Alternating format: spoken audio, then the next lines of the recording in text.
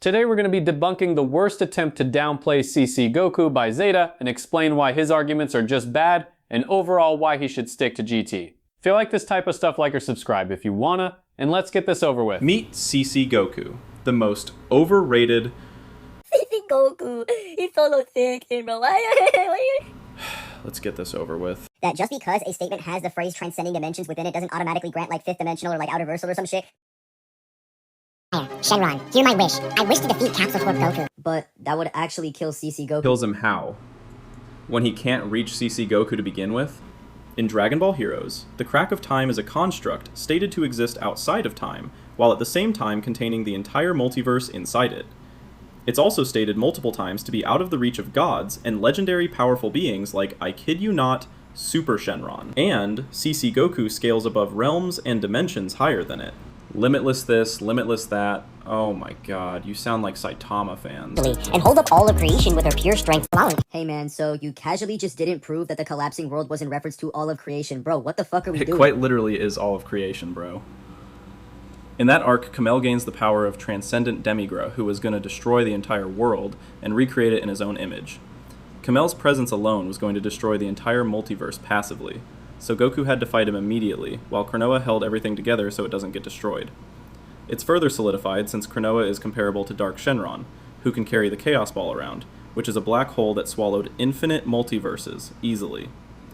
So yeah, it checks out. And she's completely unbounded by time as she controls all of it. To all the Dragon Ball Heroes fans, I want to make this question like very clear. Under what framework does the Supreme Kai of Time control time? Because if it's talking about in an ontological sense, why the fuck would she need to send a time patrol to solve problems that she could solve if she supposedly ontologically can control all? My question is, why can't it be both?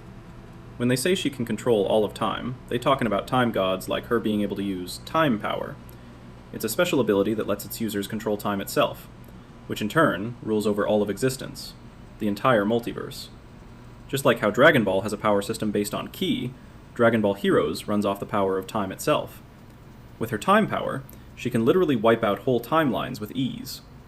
And the reason she sends the patrol team out, or doesn't handle everything herself, is because she's straight up fodder compared to the threats in Heroes. Same way Shin from the canon timeline needed the Z Fighters to stop Boo, because he couldn't handle that by himself. So no, you're not making any point. Afterlife within each and every macrocosm that's stated to transcend the concept of space and time. I slobber on CC Goku's dick so much you actually want to conflate an old man statement about religion and try to connect it to Dragon Ball. I don't get what this has to do with Heroes, but go, champ. The many worlds interpretation of quantum mechanics asserts that all possible outcomes of quantum measurements are physically realized in some alternate world. Basically, anything that can happen will happen. And you do not need Dragon Ball Heroes or Xenoverse to prove that Dragon Ball has like infinite possibilities or infinite timelines. This has already been proven in plenty of other guides as well as the Dragon Ball website. Bro, what the fuck are we doing? Nothing you showed proves that there are infinite timelines. Are we dead ass? Dragon Ball's cosmology solves time paradoxes by branching a timeline into a new one to accommodate any changes in the past, while still keeping the future unchanged. That's why they explain it as something like quantum mechanics, not that it is, or that there are infinite timelines. I can't be asked. So much so to the fact that characters have already been capable of destroying or being at least the peak of all infinite timelines. Let me just explain, so I get the message across. Enter Super Saiyan 4 Gogeta. Super Saiyan 4 Gogeta is a base Kaba victim. No amount of mental gymnastics or headcanon is saving that fraud. This is gonna be crazy. In GT Perfect Files, Volume 2, it's directly confirmed that Gogeta is probably the strongest in all dimensions. If there's even a chance or possibility of someone being stronger than Gogeta, then that possibility or probability would in fact exist within these possible worlds, which would directly contradict Gogeta being probably the strongest. He would have to be certainly the strongest in all dimensions. To be certainly the strongest in all dimensions would basically place Gogeta at a level where he is the maximally greatest possible being within Dragon Ball's modal framework. Holy shit, what did I just hear? Nah, no fucking way, bruh. This argument is so brain dead. Like, come on, bro. Possibilities are predicated on the innate contingencies of the referent. You'd need to prove why the contingency necessary gratifies for every and all power levels. Taking into consideration that there are other characters like Xeno or even just Super Goku that are way stronger than him, and given that strength isn't static and changes as characters train, the argument makes zero sense. The multiverse theory is just a cosmological module, with the arbiters still being said characters that are under questioning.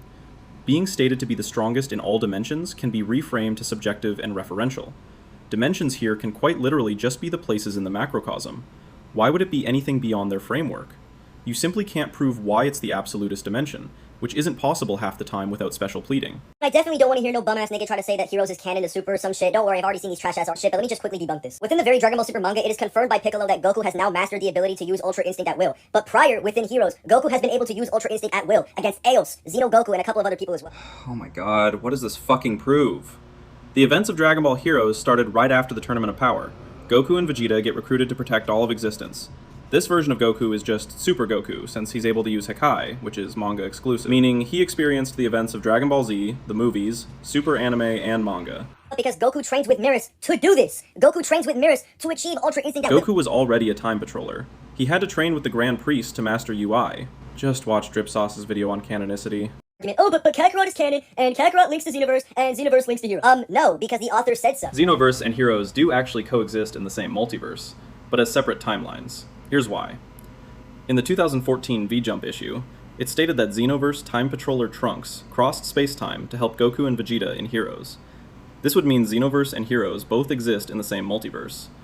And it's also confirmed by the main producer for Dragon Ball Xenoverse that both Xenoverse and Heroes are part of the Time Patroller universe, and that they share a world. It's not just Kakarot that's connected to Xenoverse. Fusions is connected to Heroes, as well as Fighters, Dokkan Battle, Breakers, Legends, and a ton of other Dragon Ball games that tie into Heroes and Xenoverse.